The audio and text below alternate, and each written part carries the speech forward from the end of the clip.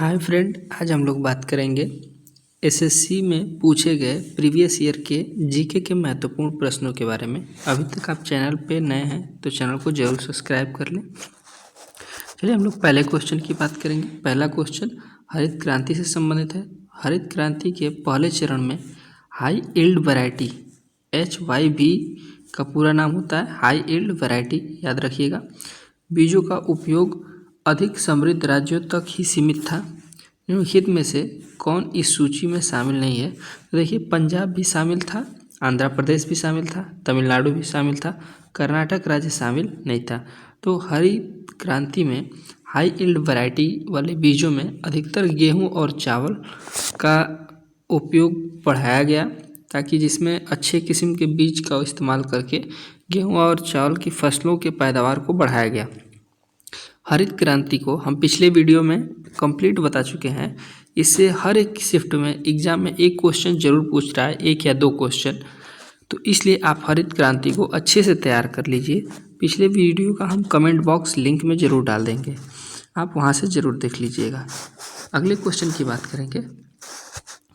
तेरा भारतीय जनता पार्टी से संबंधित मणिपुर के पहले मुख्यमंत्री कौन बने? तो पहले बता देते हैं आपको, मणिपुर के पहले जो मुख्यमंत्री बने थे नोंगथोम्बम बीरेन सिंह बने थे। अब देखिए, मनोहर पारिकर गोवा के पहले मुख्यमंत्री थे, मतलब पूर्व मुख्यमंत्री थे। चलिए अगले क्वेश्चन की बात करते हैं। आपको जानकारी के लिए इधर बता देते हैं आपको कुछ और भी एक्स्ट्रा फैक्ट। जैसे पंजाब में कौन कौन से त्यौहार मनाए जाते हैं? तो एक मोहल्ला त्यौहार मनाया जाता है और एक बैसाखी त्यौहार मनाया जाता है। तो ये भी आप इम्पॉर्टेंट फैक्ट है, ध्यान में रखिएगा। मोहल्ला और बैसाखी भी मनाया जाता है।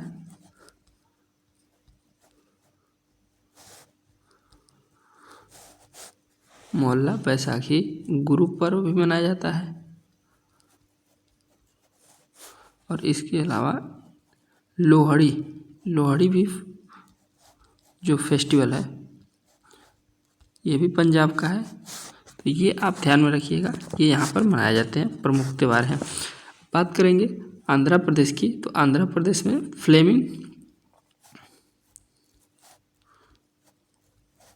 फ्लेमिंग त्यौहार मनाया जाता है, ये आप ध्यान रखिएगा, ये भी इम्पॉर्टेंट है, कई बार एग्जाम में पूछा जा चुका है। तमिलनाडु की बात करेंगे तो तमिलनाडु में पोंगल 4 दिवसीय त्यौहार है। तो पोंगल को तमिलनाडु में मनाया जाता है। अब देखिए बता देते हैं, तमिलनाडु में पोंगल जो है 4 दिन तक चलने वाला त्यौहार है। पहला जो पोंगल होता है उसका नाम भेंगी पोंगल होता है। दूसरा जो है इसका नाम सूर्य पोंगल है। तीसरा जो है इसका नाम मट्टू पोंगल है। और चौथा जो है ये कन्या पोंगल है। आप इसको भी ध्यान में रखिएगा। इसके अलावा आपको एक्स्ट्रा फैक्ट बताते हैं कि जल्लीकट्टू ये भी तमिलनाडु का ही त्यौहार है, जबकि थाई पुसुम ये भी इम्पोर्टेंट है, एग्जाम में कई बार पूछता है। थाई पुसम त्यौहार ये भी तमिलनाडु का है और जल्लीकट्टू भी यहीं का त्यौहार है। जबकि कर्नाटक के बारे में बात करेंगे तो कर्नाटक का प्रमुख त्यौहार हम्पी महोत्सव हो जाता है, कंबाला हो जाता है जिसको आप भैंसा दौड़ भी बोलते हैं, और यहाँ का एक नववर्ष के रूप में मनाया जाने वाला बहुत ही इम्पोर्टेंट पर्व उगादी है, ये भी आप ध्यान में रखिएगा, उगादी।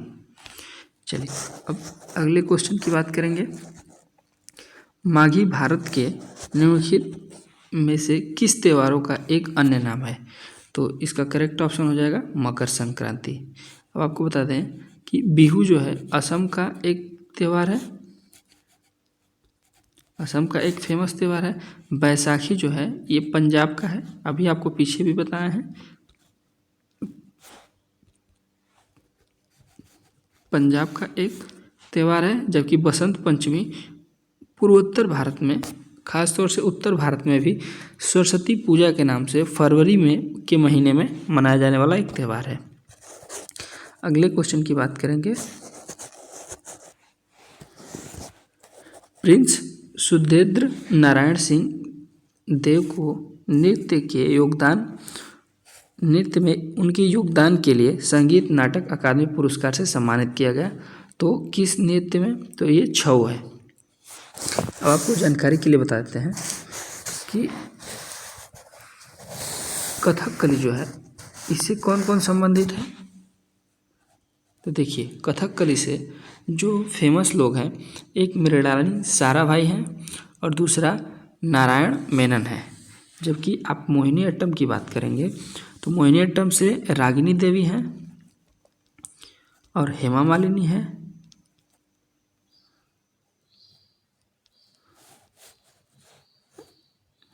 रागिनी देवी हैं, हेमा मालिनी है, जबकि श्रीदेवी भी हैं।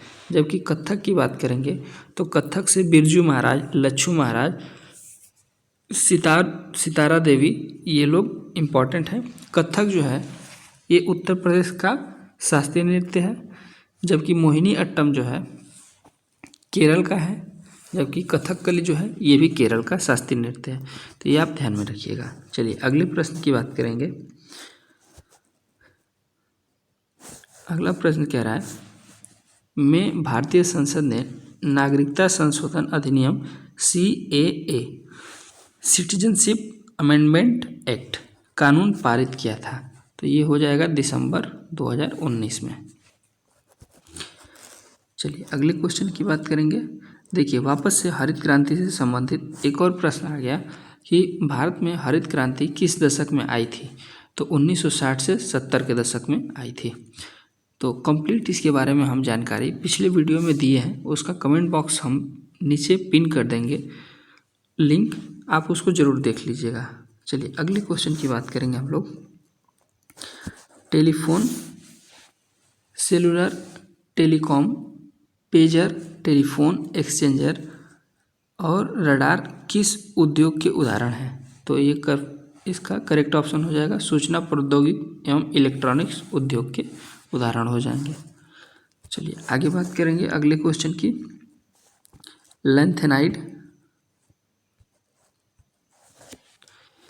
लेंथेनाइड कितने तत्वों की एक श्रृंखला है। तो लेंथेनाइड जो है ये हमारे 15 तत्वों की एक श्रृंखला होती है। लेंथेनाइड पूछे तो भी और एक्टिनाइड पूछेगा तो भी। और पीरियोडिक टेबल की बात कर दें तो पीरियोडिक टेबल में 18 ग्रुप होते हैं और 7 कॉलम होते हैं। 18 कॉलम होते हैं और 7 रो होते हैं। जैसे ऐसे रो होते हैं 1 2 3, ऐसे 7 रो होते हैं। और जबकि कॉलम की बात करेंगे तो ऐसे कॉलम जो है हमारे 18 होते हैं। तो कॉलम की संख्या 18 होती है। अगले क्वेश्चन की बात करेंगे। उधम सिंह ने किसकी हत्या की थी। अब देखिए, तो माइकल ओडायर की हत्या उधम सिंह ने की थी। अब देखिए, आपको बता देते हैं कि 13 मार्च 1940 को लंदन में टेक्सटोन हॉल में माइकल ओडायर की हत्या उधम सिंह ने गोली मारकर कर दी थी। अगले क्वेश्चन की बात करेंगे। निम्नलिखित में से कौन सा चीनी तीर्थयात्री ह्वेन-त्सांग के लगभग 50 वर्ष के बाद भारत आया था। तो ये हो जाएगा आई किंग। आपको जानकारी के लिए बताते हैं कि फाहियान भी एक चीनी यात्री था जो 4वीं शताब्दी में भारत आया था। अगले क्वेश्चन की बात करेंगे हम।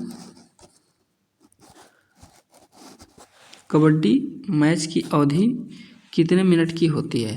तो ये इसका करेक्ट ऑप्शन हो जाएगा 40 मिनट। आपको जानकारी के लिए एक्स्ट्रा फैक्ट बता देते हैं कि कबड्डी में टोटल 12 खिलाड़ी होते हैं, जिसमें से 7 कोर्ट में होते हैं जबकि 5 बैठे होते हैं, रिजर्व करके रखे जाते हैं। तो इसका करेक्ट ऑप्शन हो जाएगा 7। अगर खिलाड़ी पूछेगा तो 7 हो जाता है, क्योंकि जो रिजर्व होते हैं हम उनको काउंट नहीं करते हैं। चलिए अगले क्वेश्चन की बात करेंगे। निम्नलिखित में से किसने जून 2022 में क्रेडिट सरकारी योजना के लिए राष्ट्रीय पोर्टल जन समर्थ पोर्टल लॉन्च किया था? तो इसका करेक्ट ऑप्शन हो जाएगा नरेंद्र मोदी जी। अब देखिए कुछ जानकारी के लिए आपको और भी हम चीज़ें बता देते हैं। जैसे निर्मला सीतारमण, ये कौन है? ये वित्त मंत्री हैं, वर्तमान में फाइनेंस मिनिस्टर हैं। जबकि नरेंद्र मोदी जी को तो आप अच्छे से जानते होंगे, भारत के प्रधानमंत्री हैं। तो ये प्राइम मिनिस्टर हैं, जिनको हम पीएम भी बोलते हैं। स्मृति ईरानी, ये महिला एवं बाल कल्याण विकास मंत्री हैं। जबकि पीयूष गोयल जो हैं, ये उपभोक्ता मामले, खाद्य और सार्वजनिक वितरण मंत्री हैं। चलिए अगले क्वेश्चन की बात करते हैं। भारत में स्थित एकमात्र निश्चित रूप से सक्रिय ज्वालामुखी बैरन द्वीप ज्वालामुखी अंडमान द्वीप में से लगभग 138 किलोमीटर उत्तर पूर्व में स्थित है। तो देखिए, तो ये पोर्ट ब्लेयर है। पोर्ट ब्लेयर से लगभग 138 किलोमीटर पूर्व में स्थित है। अब आपको जानकारी के लिए हम कुछ एक्स्ट्रा फैक्ट भी बता देते हैं। ये जो छोटा सा एक आइलैंड होता है, इसका नाम नॉर्थन आइलैंड है, यानी नॉर्थन अंडमान है। जबकि इसके थोड़ा सा नीचे मिडिल अंडमान है, जबकि इसके थोड़ा सा नीचे दक्षिण अंडमान है या फिर साउथर्न अंडमान है। और साउथर्न अंडमान पर ही पोर्ट ब्लेयर जो है, ये राजधानी अंडमान निकोबार की है। यहीं पर ये पोर्ट ब्लेयर स्थित है। जबकि इसके नीचे देखिएगा तो लिटिल अंडमान है।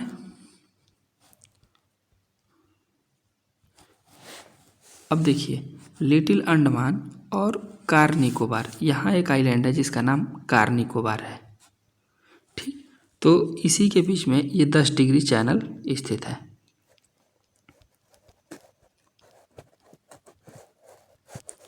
अब देखिए, ये कार निकोबार है और कार निकोबार के जस्ट नीचे एक छोटा सा आइलैंड है जिसका नाम ग्रेट निकोबार है। ग्रेट निकोबार है। अब देखिए, यही ग्रेट निकोबार के थोड़ा सा नीचे आपको इंदिरा पॉइंट देखने को मिल जाएगा। इंदिरा पॉइंट,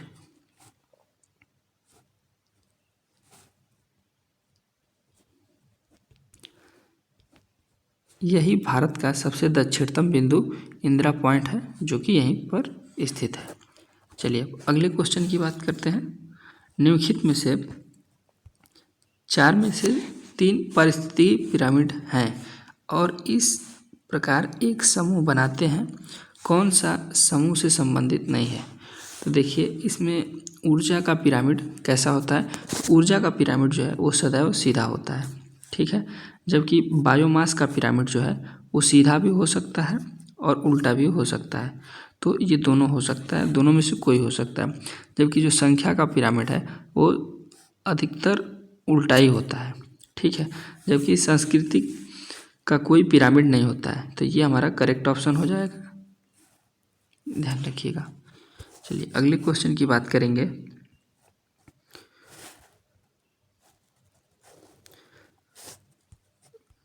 देश के विदेशी मुद्रा भंडार का संरक्षक है और उसके निवेश के प्रबंधन की जिम्मेदारी निहित है किसमें अंदर? तो भारतीय रिजर्व बैंक के अंदर। जबकि 1 का नोट जो जारी करता है वो हमारा वित्त मंत्रालय जारी करता है। चलिए अगले क्वेश्चन की बात करेंगे। क्रिकेट मैच में कितने फील्ड अंपायर होते हैं? तो देखिए, इसका करेक्ट ऑप्शन 2 हो जाएगा कि क्रिकेट मैच में 2 फील्ड अंपायर होते हैं। चलिए अगले क्वेश्चन की बात करेंगे। महात्मा गांधी राष्ट्रीय ग्रामीण रोजगार गारंटी अधिनियम, यानी जिसको आप मनरेगा के नाम से भी जानते हैं, के अनुसार प्रस्तावित नौकरियों का कितना भाग महिलाओं के लिए आरक्षित किया गया है? तो इसका करेक्ट ऑप्शन हो जाएगा 1/3। तो अभी के टाइम में वर्तमान समय में भी 1/3 है। चलिए अगले क्वेश्चन की बात करते हैं। निम्नलिखित में से किसके कार्यकाल के दौरान स्वर्ण सिंह समिति का गठन किया गया था? तो इसका करेक्ट ऑप्शन हो जाएगा इंदिरा गांधी के समय में। आपको जानकारी के लिए बताते हैं कि मोरारजी देसाई, मनमोहन सिंह, पीवी सिंह, ये सभी लोग भारत के प्रधानमंत्री रह चुके हैं पूर्व काल में। स्वर्ण सिंह समिति से भी संबंधित हम आपको कुछ एक्स्ट्रा फैक्ट बता देते हैं कि स्वर्ण सिंह समिति के आधार पर 10 मौलिक कर्तव्य जो हैं 42वें संविधान संशोधन के तहत जोड़े गए थे। अब ये 42वें संविधान संशोधन 1976 में जोड़ा गया था, जबकि इसे हम मिनी कॉन्स्टिट्यूशन भी कहते हैं या फिर मिनी संविधान संशोधन भी कहते हैं। मिनी संविधान संशोधन भी इसे हम लोग कहते हैं। जबकि आपकी जानकारी के लिए हम बता देते हैं कि जो 11वां मौलिक कर्तव्य है उसको 86वें संविधान संशोधन 2002 के तहत जोड़ा गया। तो ये भी आप एक्स्ट्रा फैक्ट याद रखिएगा। अगले क्वेश्चन की बात करेंगे, लोकसभा के अध्यक्ष को कौन चुनता है?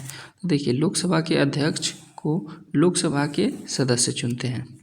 अब देखिए, भारत के राष्ट्रपति को चुनने की प्रक्रिया क्या है? तो भारत के राष्ट्रपति की बात करेंगे तो संसद के दोनों सदन यानी लोकसभा, राज्यसभा तथा राज्य विधायिका द्वारा चुने जाते हैं। तो इस तरह से राष्ट्रपति का चुनाव भी होता है। चलिए अगले क्वेश्चन की बात करेंगे, जो कि हमारा आखिरी क्वेश्चन होगा। पंजाब का कौन सा लोक नृत्य मुख्यतः महिलाओं द्वारा किया जाने वाला नृत्य है? तो देखिए, गिद्धा जो है ये महिलाओं द्वारा किया जाने वाला नृत्य है। पंजाब के और भी एक फेमस नृत्य है जो कई बार एग्जामों में पूछा जाता है, भांगड़ा।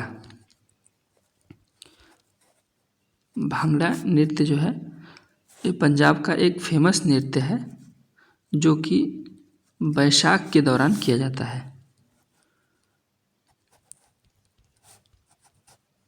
बैसाखी फेस्टिवल के दौरान, त्यौहार के दौरान किया जाता है। वीडियो अच्छी लगी तो चैनल को जरूर सब्सक्राइब